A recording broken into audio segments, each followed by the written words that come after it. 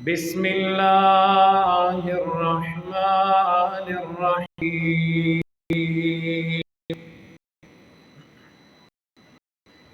وهو الذي خلق الليل والنهار والشمس والقمر كل في فلك يسبحون. صدق الله يا رب العالمين، وصدق رسوله النبي الكريم، ونحن على ذلك من الشاهدين والشاكرين، والحمد لله رب العالمين.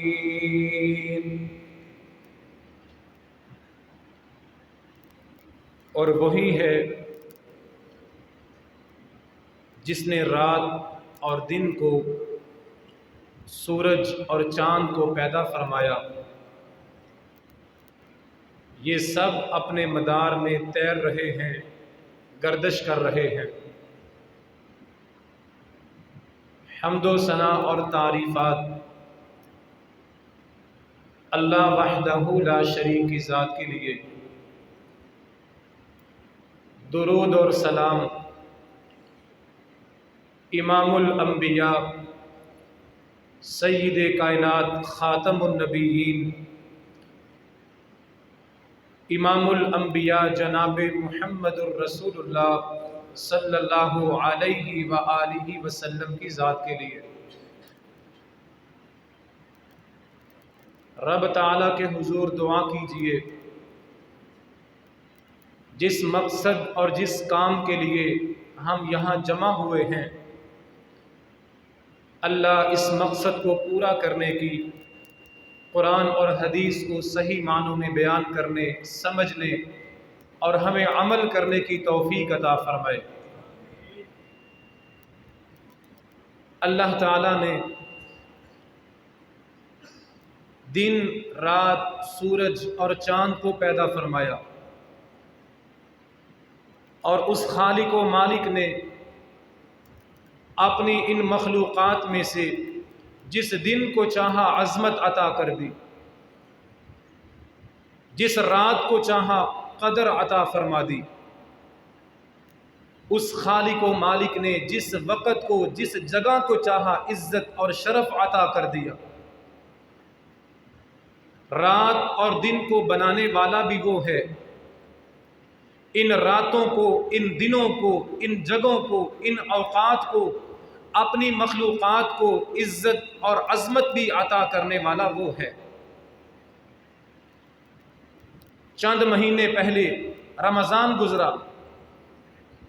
یہ رمضان، یہ مہینہ، یہ دن اور راتیں اس نے پیدا فرمائی، اور اس نے اپنی قدرت کے ساتھ اس ماہ مبارک کو، رمضان کو عزت عطا فرما دی. شہر رمضان الذی انزل فیہ القرآن. اس رمضان کے مہینے میں، رمضان کی راتوں میں اللہ نے اپنا آخری کلام اتار کے رمضان کو سارے مہینوں میں عزت اور عظمت عطا کر دی. اور امام کائنات علیہ الصلاۃ والسلام نے فرمایا، یہ رمضان کی عظمت ہے، قدر ہے، عزت ہے کہ جو مسلمان رمضان کی راتوں کو قیام کرتا ہے، رمضان کے دن کا روزہ رکھتا ہے، اللہ اس بندے کو اس مہینے کی برکت سے جہنم سے آزاد کر دیتا ہے. لیلۃ القدر راتوں میں سے ایک رات ہے. ان راتوں کو بنانے والا اللہ ہے، ان راتوں کو پیدا کرنے والا وہ ہے، وہ جس رات کو چاہے عزت اور عظمت عطا کر دے.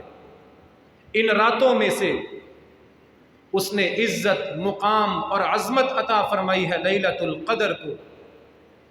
اِنَّا أَنزَلْنَاهُ فِي لَيْلَةِ الْقَدْرِ وما أدراك ما ليلة القدر ليلة القدر خير من ألف شهر۔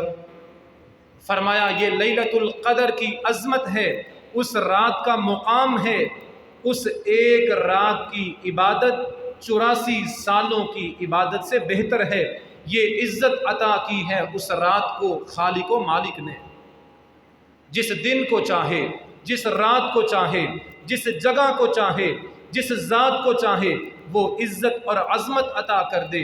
ان ساری چیزوں کا، دنوں کا، راتوں کا خالق و مالک بھی وہ ہے، اور ان راتوں کو، ان دنوں کو، ان جگہوں کو عزت عطا کرنے والا بھی وہ ہے۔ وقت اللہ کی بہت بڑی نعمت، دن اور رات میں جو وقت گزر رہا ہے یہ وقت بھی اللہ کی نعمتوں میں سے بہت بڑی نعمت۔ امام کائنات علیہ الصلاۃ والسلام نے فرمایا نعمتان مغبون فیہما کثیر من الناس، دنیا میں 2 نعمتیں بہت بڑی نعمتیں ہیں لیکن لوگوں کو ان نعمتوں کی قدر نہیں ہے، احساس نہیں ہے۔ اس نعمت میں سے ایک نعمت وقت ہے۔ رات گزر رہی ہے، دن جا رہا ہے، سورج اور چاند چل رہے ہیں، یہ گزرتا ہوا وقت بھی اللہ کی نعمت ہے۔ اس وقت میں سے کچھ اوقات ایسے ہیں، کچھ لمحے ایسے ہیں، کچھ گھڑیاں ایسی ہیں جن کو اللہ نے عزت عطا فرمائی ہے۔ امام کائنات علیہ الصلاۃ والسلام کی زبان، جس وقت کو اللہ نے عزت قدر عطا فرمائی ہے اس وقت میں سے ایک وقت اذان سے لے کے نماز کھڑی ہونے تک کا وقت۔ لا يرد الدعاء بین الاذان والاقامہ، یہ دن اور رات اس نے بنائے، یہ وقت اس نے بنایا، جس دن کو چاہے، جس رات کو چاہے، جس وقت کو چاہے وہ عزت عطا کر دے۔ امام الانبیاء علیہ الصلاۃ والسلام نے فرمایا اللہ نے جو وقت بنایا ہے اس وقت میں اذان سے لے کے نماز کھڑی ہونے تک یہ وقت بڑی عزت والا ہے، بڑی قدر والا ہے، بڑی عظمت والا ہے۔ اذان سے لے کے جماعت کھڑی ہونے تک اللہ نے اس وقت کو عزت عطا فرمائی ہے۔ اس وقت میں جو بندہ جو دعا کرتا ہے اللہ رد نہیں کرتا، وہ وقت کو عزت عطا کر دیتا ہے، دنوں کو عظمت عطا کرتا ہے، راتوں کو شان عطا کرتا ہے۔ امام کائنات علیہ الصلاۃ والسلام نے فرمایا ینزل ربنا تبارک و تعالی الى سماء الدنیا حین یبقی ثلث اللیل الآخر، اللہ نے وقت کو بنایا، جس وقت کو چاہے اس نے عزت عطا فرما دی۔ اس وقت میں سے ایک وقت رات کا آخری پہر، فجر کی اذان سے پہلے کا وقت، تہجد کا وقت، سحری کا وقت۔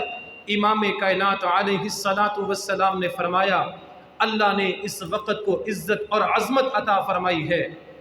جب رات کا آخری پہر ہوتا ہے اللہ اپنے عرش سے پہلے آسمان پہ تشریف لاتا ہے، آ کے اعلان کرتا ہے کون ہے رزق مانگنے والا، کون ہے معافی مانگنے والا، کون ہے دعا کرنے والا۔ رات کے آخری پہر میں اللہ پہلے آسمان پہ آ کے دعاؤں کو قبول کرنے کا اعلان کرتا ہے۔ وہ خالق و مالک ہے، اس نے دن بنائے، راتیں بنائیں، زمین بنائی، آسمان بنایا۔ جس رات کو اس نے چاہا عزت عطا کر دی، جس دن کو چاہا اس نے عظمت عطا کر دی، جس وقت کو چاہا اس نے قدر عطا کر دی، اور جس جگہ کو چاہا اس نے عزت عطا کر دی۔ امام کائنات جناب محمد الرسول اللہ صلی اللہ علیہ وآلہ وسلم نے فرمایا صلاۃ فی المسجد الحرام افضل من 100,000 صلاۃ فیما سوا، اس نے زمین بنائی، اس زمین میں سے جس جگہ کو اس نے چاہا عزت عطا کر دی۔ حرم، بیت اللہ، خانہ کعبہ کی سرزمین، مکہ کا علاقہ، اللہ ہم سب کو اپنے گھر کی اور اپنے محبوب کے در کی حاضری عطا فرمائے۔ امام الانبیاء علیہ السلام نے فرمایا زمین بھی اس نے بنائی، اس زمین پر جس مقام کو، جس جگہ کو اس نے چاہا عزت عطا کر دی۔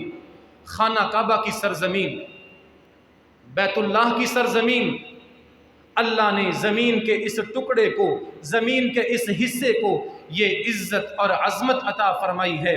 جو بندہ زمین کے اس ٹکڑے پر بیت اللہ میں کھڑا ہو کے ایک نماز ادا کرتا ہے، اللہ 1,00,000 نمازوں سے زیادہ اجر عطا کرتا ہے۔ اللہ جس جگہ کو چاہے عزت عطا کر دے۔ لیلۃ القدر یہ رات اس نے بنائی، اس رات کو اس نے مقام عطا کیا۔ ایک رات کی عبادت 84 سالوں کی عبادت سے بہتر ہے۔ مدینہ منورہ، روضہ رسول، جہاں اللہ کے پیغمبر علیہ السلام کی مسجد ہے، جہاں میرے نبی کا روضہ مبارک ہے، میرے نبی کی قبر پاک ہے، اس زمین کے حصے کو اللہ نے عزت عطا فرمائی۔ امام کائنات علیہ السلام نے فرمایا صلاۃ فی مسجدی ھذا خیر من 1000 صلاۃ فیما سوا۔ یہ زمین، یہ دھرتی، آسمان اور کائنات اس نے بنائی ہے، جس جگہ کو چاہے، جس دن کو چاہے، جس رات کو چاہے عزت عطا کر دے۔ مدینہ منورہ، جہاں اللہ کے پاک پیغمبر علیہ السلام کی قبر مبارک ہے، زمین کا یہ ٹکڑا، یہ زمین کا یہ حصہ، امام کائنات علیہ السلام نے فرمایا جو بندہ میری مسجد میں، مدینہ منورہ میں، مسجد نبوی میں کھڑا ہو ایک نماز پڑھتا ہے، اللہ 1000 نماز سے بڑھ کے ثواب عطا کرتا ہے۔ جس جگہ کو، جس دن کو، جس رات کو وہ چاہے عزتیں، عظمتیں، مقام عطا کر دے۔ مسجد قباء، مدینہ منورہ میں اللہ کے پاک پیغمبر علیہ السلام کی مسجد کے ساتھ مسجد ہے، تھوڑے سے فاصلے پہ موجود ہے۔ اللہ ہمیں اپنے محبوب کے شہر میں، اپنے محبوب کے علاقے میں مسجد قباء میں جا کے نماز پڑھنے کی بھی توفیق عطا فرمائے۔ امام الانبیاء صلی اللہ علیہ وآلہ وسلم نے فرمایا صلاۃ فی مسجد قباء کا عمرہ۔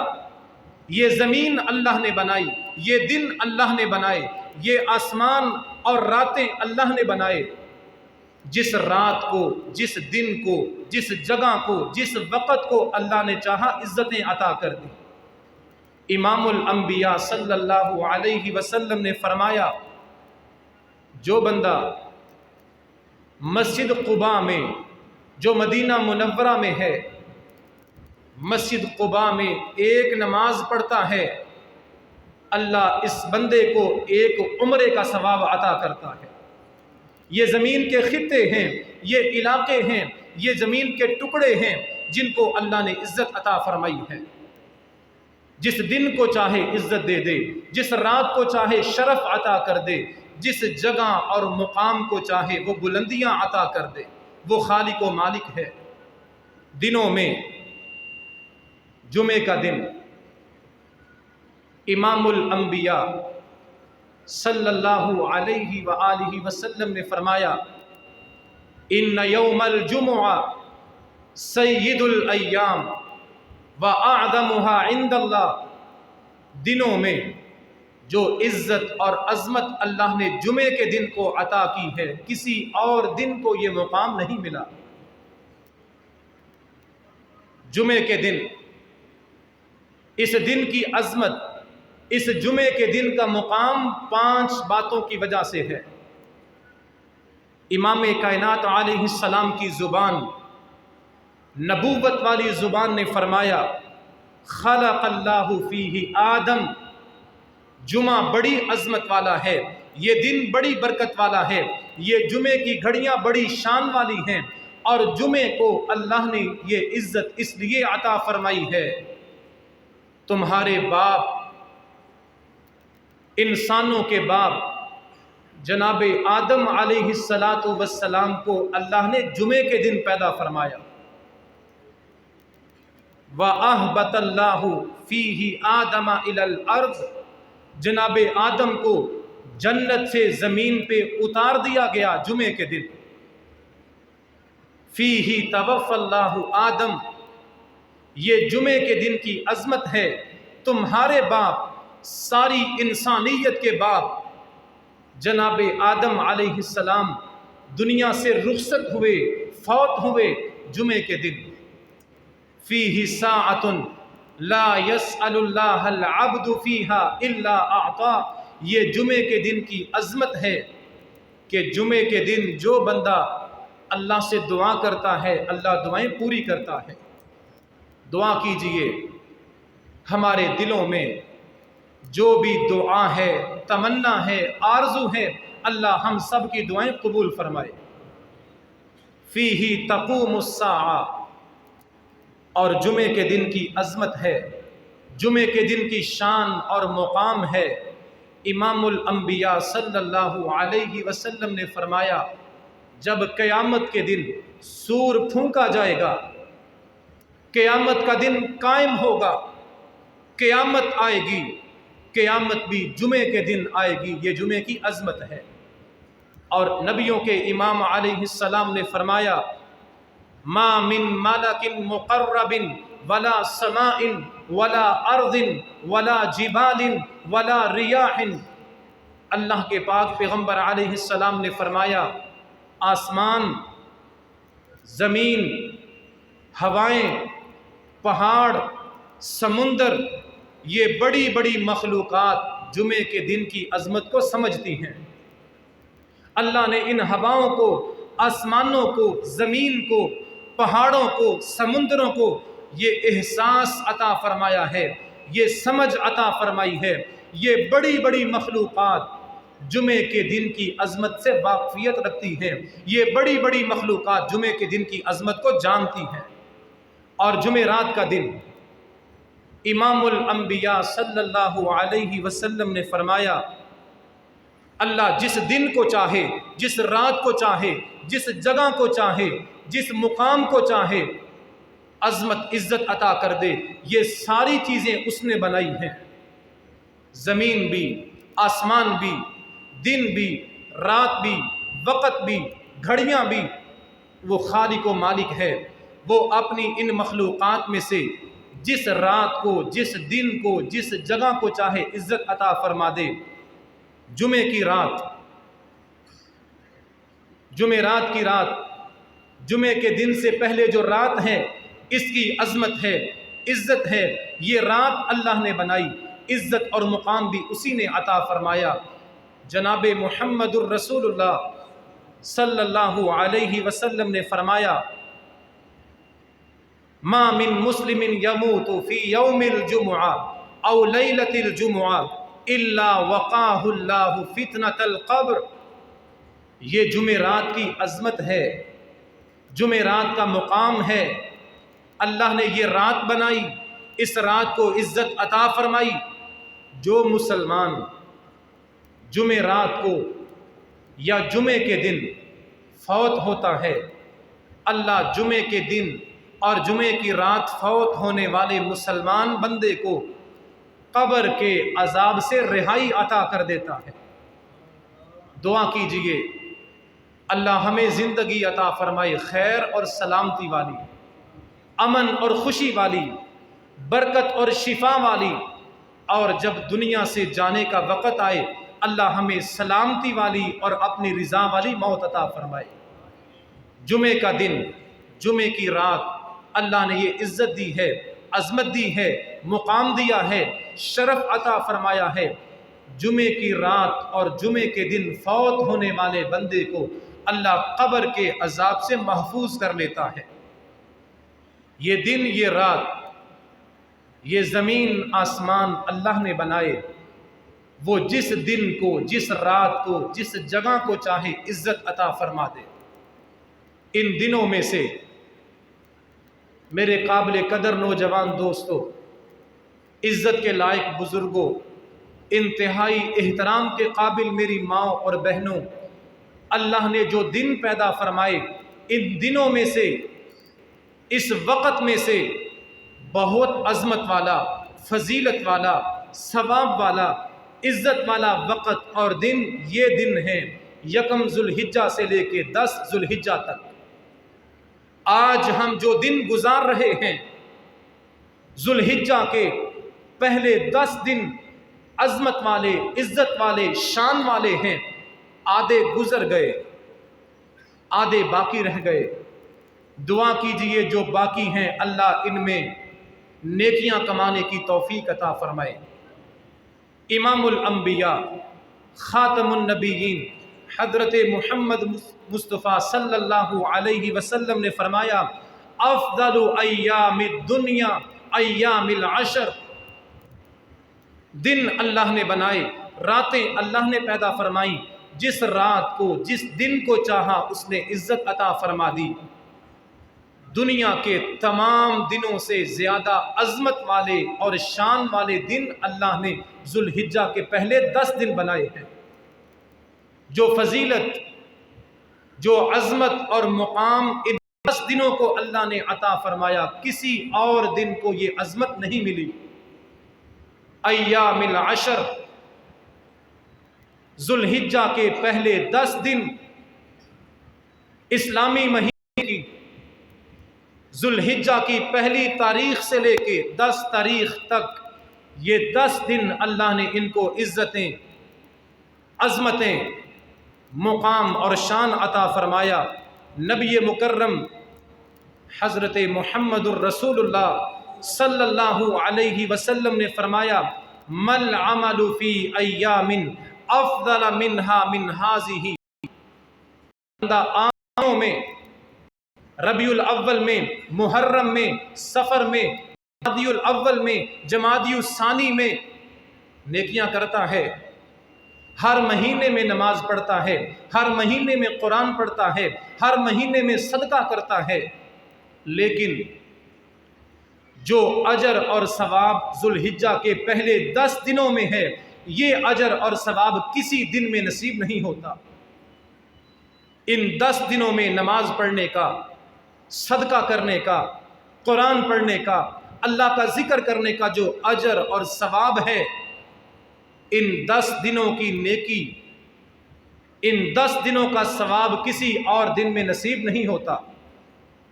یہ 10 دن محنت کرنے کے ہیں، تلاوت کرنے کے، ذکر کرنے کے، نماز پڑھنے کے، صدقہ کرنے کے، دعا کرنے کے۔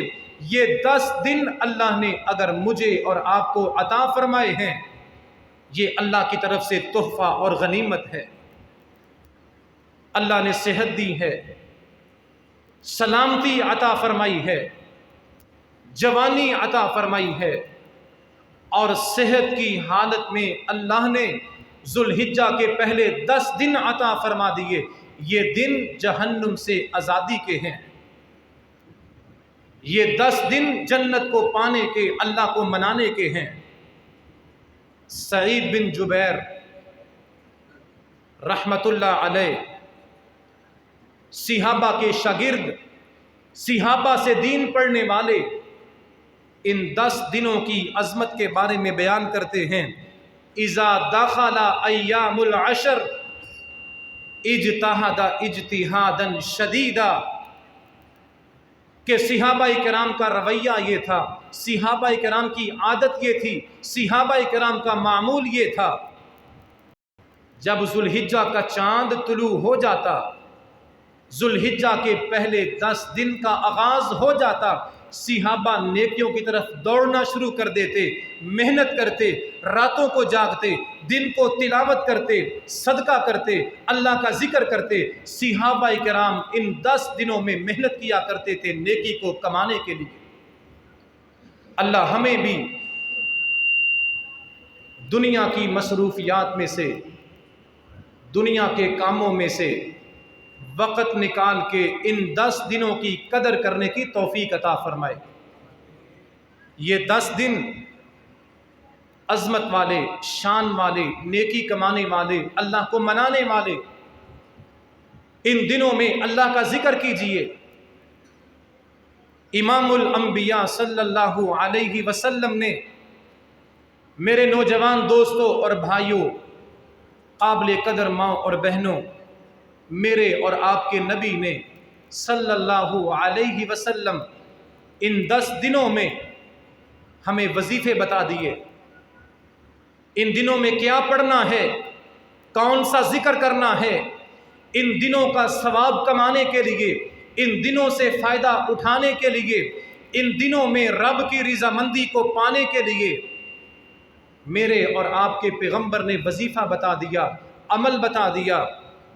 ما من ایام اعظم عند اللہ ولا احب الیہ من العمل فیہن من هذه الایام العشر۔ نبوت والی زبان نے فرمایا، اس زبان نے فرمایا جس کی زبان سے کبھی جھوٹ نہیں نکلا، فرمایا ان دنوں کی نیکی، ان 10 دنوں کا عمل اللہ کو بڑا پسند ہے۔ ان دنوں کی نیکی عام دنوں کی نیکیوں سے زیادہ اجر والی ہے، ثواب والی ہے۔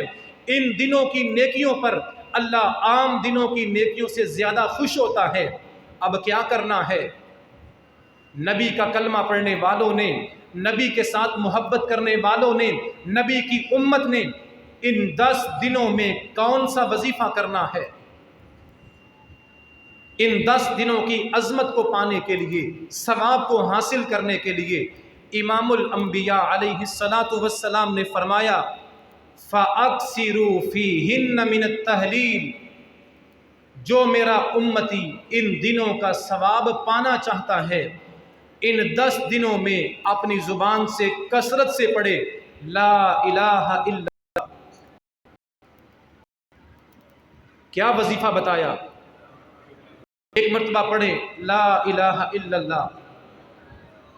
وضو نہیں بھی ہے پھر بھی پڑھیں، بے وضو ہیں تب بھی اللہ کا ذکر کرنے کی اجازت ہے۔ کان رسول اللہ صلی اللہ علیہ وسلم یذکر اللہ فی کل احیان۔ امام کائنات علیہ السلام ہر حالت میں، ہر کیفیت میں وضو کیا ہے یا نہیں کیا، ہر حالت میں اللہ کا ذکر کیا کرتے تھے۔ وضو نماز کے لیے شرط ہے، اللہ کا ذکر وضو کے بغیر بھی کیا جا سکتا ہے۔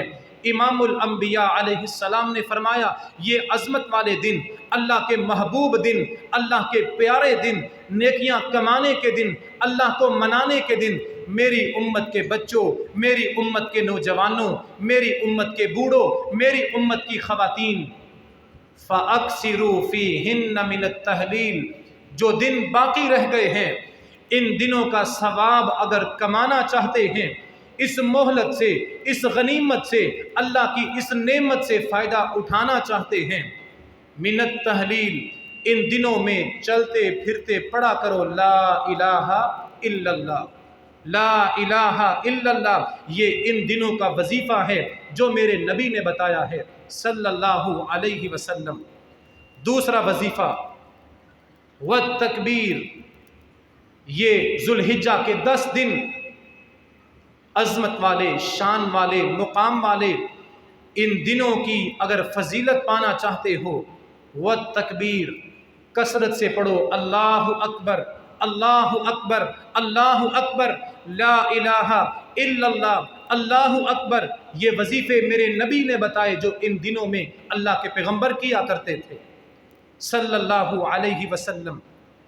والتحمید، تیسرا وظیفہ، ان دنوں کا تیسرا عمل، جو بندہ ان دنوں کی عظمت کو، ان کی شان کو، ان کے ثواب کو پانا چاہتا ہے، امام الانبیاء علیہ السلام کی زبان، نبوت والی زبان نے فرمایا والتحمید۔ ان دنوں کا تیسرا وظیفہ، چلتے پھرتے، کام کرتے، اٹھے ہوئے، بیٹھے ہوئے، کھڑے ہوئے، الحمدللہ، الحمدللہ، الحمدللہ۔ یہ تیسرا وظیفہ ہے ان دنوں کا۔ پہلا وظیفہ لا الہ الا اللہ، اللہ اکبر، الحمدللہ۔ دکان پہ کھڑے ہیں، کھیتوں میں کام کر رہے ہیں، سفر کر رہے ہیں، لیٹے ہیں، بیٹھے ہیں، ہر حالت میں ان 10 دنوں میں لا الہ الا اللہ، اللہ اکبر، الحمدللہ پڑھ کے ان دنوں کے مقام کو حاصل کیجئے۔ اللہ ہمیں توفیق عطا فرمائے۔ امام الانبیاء علیہ السلام کے صحابی حضرت عبداللہ بن عمر اور ابی ہریرہ رضی اللہ تعالی عنہ، یہ دونوں صحابی ذوالحجہ کی پہلی تاریخ سے لے کے ذوالحجہ کی 13 تاریخ تک دکان پہ، بازار میں، گھر میں، مسجد میں لا الہ الا اللہ، اللہ اکبر، الحمدللہ، یہ وظیفے اللہ کے پیغمبر کے صحابہ ان دنوں میں کیا کرتے تھے۔ 3 وظیفے بلند آواز سے پڑھیں، لا الہ الا اللہ، اللہ اکبر، الحمدللہ۔ کچھ نہیں جاتا، کچھ خرچ نہیں کرنا پڑتا ان کو پڑھنے کے لیے، لیکن پڑھنے سے اجر اور ثواب کے خزانے مل جاتے ہیں۔ امام الانبیاء علیہ السلام نے یہ وظیفے بتائے، اور ان وظیفوں کی فضیلت کیا ہے؟ ان دنوں میں لا الہ الا اللہ، اللہ اکبر، الحمدللہ پڑھنے کا ثواب کیا ہے؟ حدیث میں آیا، امام نے اس حدیث کو بیان کیا، اللہ کے پیغمبر کے صحابہ کے شاگرد یہ بات بیان کرتے ہیں، اللہ کے پیغمبر کے صحابہ کے شاگردوں کی یہ رائے ہے، خیال ہے، ان دنوں میں لا الہ الا اللہ، اللہ اکبر، الحمدللہ کا اجر اور ثواب کتنا ہے۔ اگر کوئی بندہ جھولی میں، کپڑے میں سونے کے سکے لے کر گلی میں بیٹھ جائے، کپڑا بھرا ہوا ہو، جھولی بھری ہوئی ہو سونے کے سکوں کے ساتھ، اور یہ صدقہ کرنے والا ہر گزرنے والے کو سونے کا سکہ صدقہ دے، اللہ کے راستے میں سونے کا سکہ خرچ کرے، جھولی بھر کے سونے کے سکے بانٹنے والا، اتنا ثواب اور اجر اس بندے کو نصیب نہیں ہوتا جو اجر اور ثواب ان دنوں میں لا الہ الا اللہ، الحمدللہ اور اللہ اکبر پڑھنے والے کو نصیب ہوتا ہے۔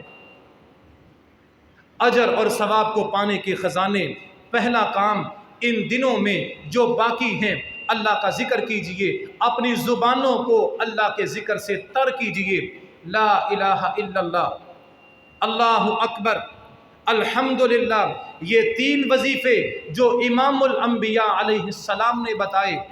جو دن باقی ہیں میری مائیں اور بہنیں، میرے نوجوان دوست اور بھائی، ان باقی دنوں میں یہ وظیفے کیجئے، یہ ذکر کیجئے، اللہ ان دنوں کی عظمت اور شان اور ثواب عطا کرے گا۔ دوسرا عمل، آج آدھے دن گزر چکے، ذوالحجہ کے پہلے 10 دنوں میں سے آدھے باقی ہیں۔ امام الانبیاء علیہ السلام نے فرمایا، حدیث توجہ کے ساتھ سماعت فرمائیں، من رآ ہلال ذی الحجہ واراد ان یضحی فلا یأخذن من شعرہ ولا من اظفارہ۔ امام کائنات علیہ السلام نے فرمایا، جو بندہ قربانی کرنا چاہتا ہے، قربانی کرنے کی نیت ہے، اس کے لیے حکم اور تعلیم یہ ہے، امام الانبیاء علیہ السلام نے فرمایا، قربانی کرنے والا ذوالحجہ کا چاند طلوع ہونے کے بعد جسم کے کسی حصے سے بال اور ناخن نہ کاٹے۔ کیا وجہ ہے؟ جو لوگ احرام پہن کے حج کرنے کے لیے گئے ہیں، احرام کی حالت میں ناخن کاٹنا، بال اتارنا منع ہے۔ فرمایا تم بھی اگر حج نہیں کر سکے، اپنے گھر میں رہ کے وہ کام کرو، وہ عمل کرو جو حاجی کرتا ہے، اللہ تمہیں بھی ان جیسا ثواب عطا کرے گا۔ قربانی کی نیت ہے، قربانی کرنا چاہتے ہیں، ذوالحجہ کے جو دن باقی ہیں، چاند طلوع ہو چکا ہے، اپنے ناخن کو، جسم کے کسی حصے سے بالوں کو کاٹنا منع ہے۔ قربانی ایک بندہ کرتا ہے، لیکن گھر کی خواتین، گھر کے بچے بھی ان دنوں میں ناخن کاٹنے سے اور بال اتارنے سے باز رہیں۔ جناب عبداللہ بن عمر، سب کہیں رضی اللہ تعالی عنہ، ذوالحجہ کے 10 دنوں میں اپنے خاندان کی ایک عورت کو دیکھا۔ وہ عورت ان 10 دنوں میں اپنے چھوٹے بچوں کے، نابالغ بچوں کے ناخن کاٹ رہی تھی۔ صحابی رسول نے جناب عبداللہ بن عمر رضی اللہ تعالی عنہ نے اس خاتون کو فرمایا، اگر تو نے قربانی نہیں بھی کرنی تب بھی تو ان دنوں میں بال اور ناخن نہ کاٹتی۔ اگر تو قربانی تک ناخن کاٹنے سے رکی رہتی، اللہ تمہیں بہت بڑا اجر عطا کرتا۔ آپ علیہ السلام نے فرمایا، گھر میں ایک بندہ قربانی کرتا ہے، باپ قربانی کرتا ہے، یہ قربانی اس کی بیوی کی طرف سے بھی ہے، اس کے بچوں کی جانب سے بھی ہے۔ گھر میں ایک قربانی ہوتی ہے، اللہ سارے گھر والوں کو ثواب عطا کرتا ہے۔ اس لیے گھر کی خواتین، چھوٹے بچے بھی ان 10 دنوں میں ناخن کاٹنے سے اور بال اتارنے سے باز رہیں۔ اور پھر اگر کسی بندے میں قربانی کرنے کی ہمت نہیں ہے، اللہ یہ آسانیاں سب کو عطا فرمائے۔ نیکی کمانے کے، قربانی کرنے کے موقع اللہ سب کو نصیب فرمائے۔ اگر کسی بندے میں ایسی ہمت نہیں ہے، طاقت نہیں ہے، قربانی نہیں کرنا چاہتا، وہ بندہ بھی ناخن کاٹنے سے، بال اتارنے سے باز رہے۔ ابو داؤد کی حدیث، امام کائنات علیہ السلام نے فرمایا، اگر تم قربانی نہیں کر سکتے، تم بھی ان 10 دنوں میں ناخن کاٹنے سے، بال اتارنے سے باز رہو۔ جب لوگ قربانیاں کر لیں، عید کی نماز پڑھ لیں، اس کے بعد ناخن کاٹو، بال اتارو، حدیث کے الفاظ ہیں، فَتِلْكَ تَمَامَ أُضْحِيَتَكَ، اے امت کے غریب لوگوں جن کے پاس قربانی کرنے کی طاقت نہیں ہے، تم بھی ان دنوں میں ناخن مت کاٹو، بال مت اتارو، عید کے بعد یہ کام کر لو، اللہ تمہیں یہ کام کرنے کی وجہ سے مکمل قربانی کرنے کا ثواب عطا کرے گا۔ اور ان دنوں کا بہت بڑا عمل 9 ذی الحجہ کا روزہ رکھنا۔ اس سال یہ دن بدھ کا دن ہے، بڑی عید سے ایک دن پہلے 9 ذی الحجہ کا یوم عرفہ کا روزہ رکھنا۔ اس دن کو اللہ نے عزت عطا فرمائی۔ دنوں کو، راتوں کو، زمین کو، آسمانوں کو بنانے والا وہ ہے، وہ جس دن کو چاہے، جس رات کو چاہے عزت عطا فرما دے۔ ان عظمت والے دنوں میں سے 9 ذی الحجہ کا دن، یوم عرفہ، بڑی عید سے پہلے ایک دن، امام الانبیاء علیہ السلام نے فرمایا، یہ 9 ذی الحجہ یوم عرفہ کا دن جو بدھ کے دن آ رہا ہے، اس کی عظمت ہے، اس کی عزت ہے۔ اللہ اس دن جتنے بندوں کو جہنم سے آزاد کرتا ہے، پورے سال میں اتنی بڑی تعداد میں لوگوں کو جہنم سے آزاد نہیں کرتا۔ بہت بڑی تعداد میں لوگوں کو جہنم سے آزادی ملتی ہے یوم عرفہ کے دن، 9 ذی الحجہ کے دن۔ اسی لیے اللہ کے پیغمبر علیہ السلام نے فرمایا، جو بندہ اس ایک دن کا روزہ رکھ لیتا ہے، 9 ذی الحجہ کا روزہ، دعا کیجئے اللہ ہم سب کو رکھنے کی توفیق عطا فرمائے۔ بدھ کا دن، بڑی عید سے ایک دن پہلے جو بندہ صرف ایک روزہ رکھتا ہے، اس دن کی عظمت ہے، اس دن کا مقام ہے، اس دن کی عزت ہے، اس دن کو شرف عطا کیا گیا ہے۔ 9 ذی الحجہ کے ایک روزے کی وجہ سے اللہ اپنے بندے کے 2 سالوں کے گناہوں کو معاف کر دیتا ہے۔ یہ دنوں کی عظمت ہے، اور دنوں کو یہ عظمت اللہ نے عطا فرمائی ہے۔ 9 ذی الحجہ کا ایک روزہ، اس ایک روزے کی وجہ سے اللہ 2 سالوں کی خطائیں اور گناہ معاف کرتا ہے۔ اللہ نے اگر یہ دن عطا فرمائے ہیں، یہ موقع ہے، غنیمت ہے، رب کی جانب سے تحفہ اور نعمت ہے، اس کو ضائع نہ کیجیے۔ میرے نوجوان دوست اور بھائی، مائیں اور بہنیں، جن کو اللہ نے صحت عطا فرمائی ہے 9 ذی الحجہ کا روزہ رکھیں اور دعا کریں اللہ اس روزے کی برکت سے ہمارے 2 سالوں کے گناہوں کو معاف فرما دے۔ پھر 9 کے بعد 10 تاریخ امام الانبیاء علیہ السلام نے فرمایا 10 ذی الحجہ کا دن قربانی کا دن کا آغاز کرو فجر کی نماز پڑھ کے، سورج طلوع ہو جائے عید کی نماز پڑھو، اور عید کی نماز کے بعد 10 ذی الحجہ کا سب سے بڑا کام جناب ابراہیم اور اسماعیل علیہ السلام کی قربانی کی یاد میں اپنے جانور اللہ کے نام پہ ذبح کرو، اور یاد کرو اس قربانی کو کہ جناب ابراہیم نے بڑھاپے میں ملنے والے اکلوتے بیٹے کو، بڑھاپے کی اولاد کو اللہ کے حکم پہ ذبح کرنے کے لیے لٹا لیا تھا۔ تم اس قربانی کو یاد کر کے یہ جانور ان کی قربانی کی یاد میں اللہ کے نام پہ ذبح کرو۔ اللہ کے پاک پیغمبر علیہ السلام اپنی توفیق کے مطابق بڑھ چڑھ کے قربانی کرتے تھے۔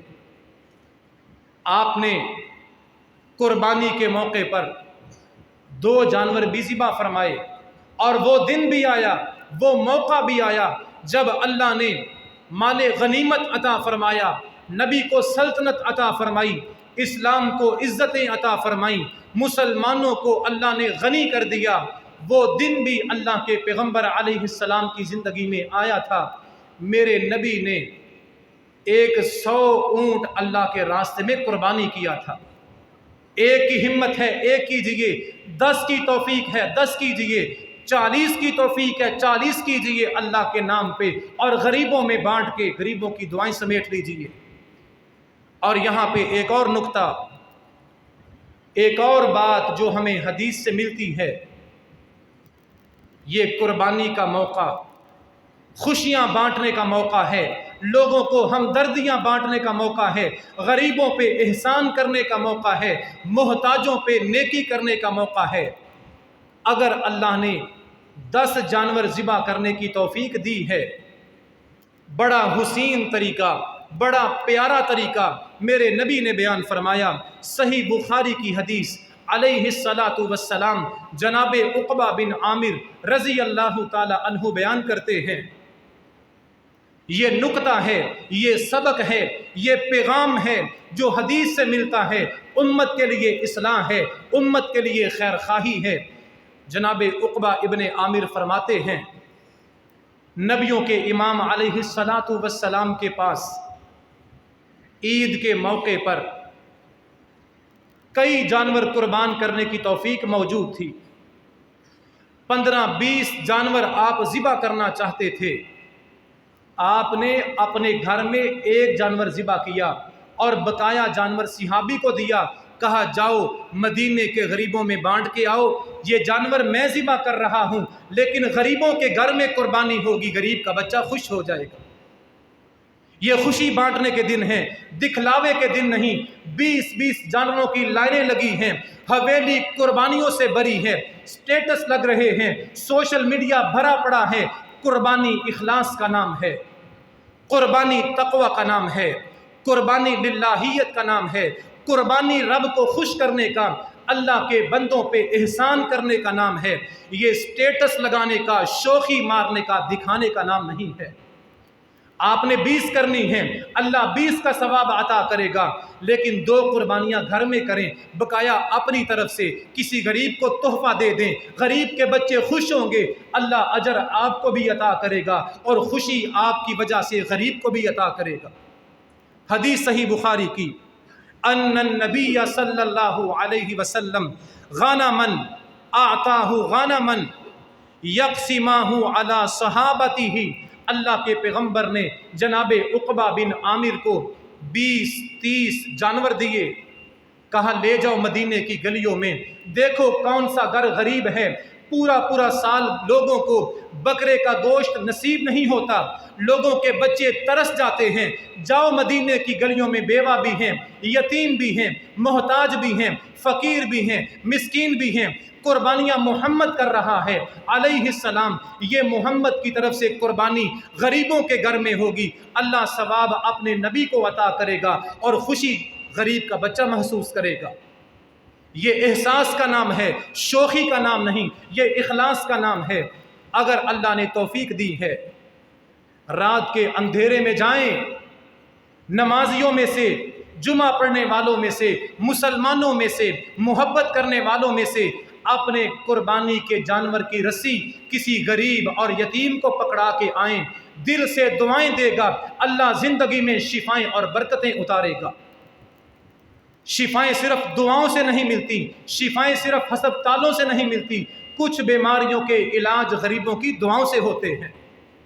میرے نبی نے 20 جانور ذبح کیے، اپنے گھر میں ایک ذبح کیا، 19 جانور نبی کی طرف سے غریبوں کے گھر میں ذبح ہوئے۔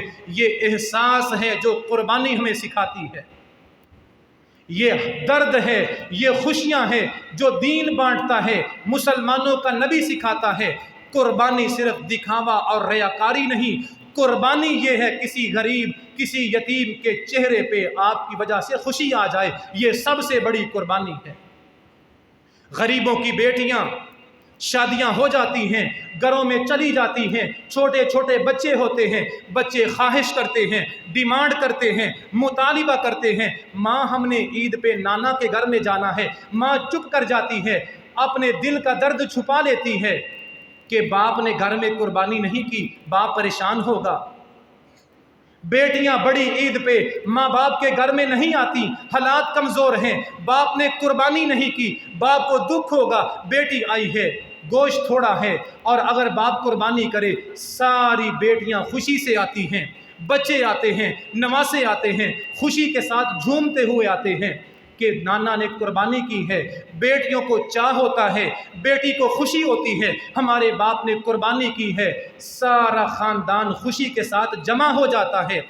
قربانی کی وجہ سے کبھی یہ خوشیاں بانٹنا صرف اپنے صحن میں قربانی کرنے کا بھی وہی سبب ہے، لیکن یہ قربانی جو آپ کی جیب سے ہو رہی ہے، کسی غریب کے صحن میں ہو رہی ہے، اللہ اس کا ڈبل ثواب عطا کرے گا۔ غریب کی بیٹیاں آئیں گی، نواسے آئیں گے، اس کا گھر خوشی سے جھوم اٹھے گا، اللہ اجر بھی عطا کرے گا، خوشیاں بھی عطا کرے گا، شفائیں بھی عطا کرے گا، معاشرہ امن اور سلامتی سے بھرے گا۔ قربانی خوشیاں بانٹنے کا نام ہے۔ وَمَا عَلَيَّ إِلَّا الْبَلَاغُ الْمُبِينُ۔